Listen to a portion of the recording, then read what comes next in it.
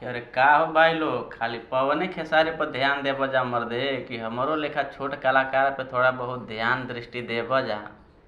तबे न एगो नया पवन खेसारी नया अंदाज में पब्लिक के बीच उभर के आई, तबे न कुछ नया सुने के मिली हो। तो होने जाने के बाड़ा कि एके जगह अटकल बाड़ा।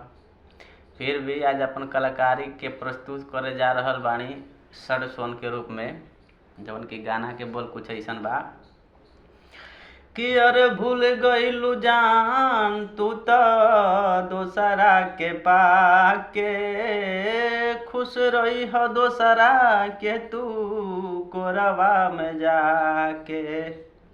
भूल गइलू जान तू त दोसरा के पाके, खुश रही हो दोसरा के तू कोरवा में जाके। तो हम तो झूल गइनी कह के तोहसे यारिए जान। तो हम तो झूल गइनी कह के तोहसे यारिए जान। तो साचो बोल लड़किया कवनो व्यापारिए जान।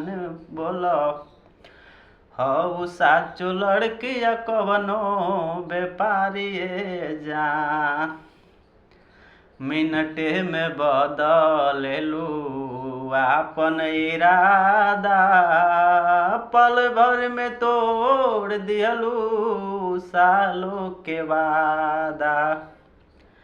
क्षण भर में बदलेलू आपन इरादा, पल भर में तोड़ दियलू सालों के वादा। तो तोड़लू दिलवा हमार कैलू गद्दारिए जान। तो तोड़लू दिलवा हमार कैलू गद्दारिए जान। तो बोलो हऊ साचो लड़किया कवनो व्यापारिए जान। बोलो हऊ साचो लड़किया कवनो व्यापारिए जान।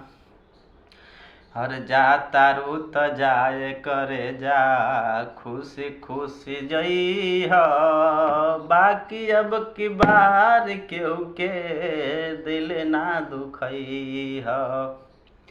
अरे जा तारू त जाए करे जा, खुशी खुशी जइह,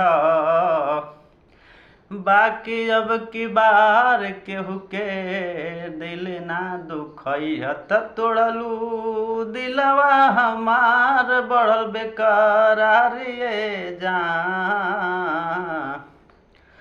त तोड़लू दिलवा हमार बढ़ल बेकरारिए जान। तो हऊ साचो बोल लड़किया कवनो व्यापारिए जान। बोल हऊ साचो लड़किया कवनो व्यापारिए जान।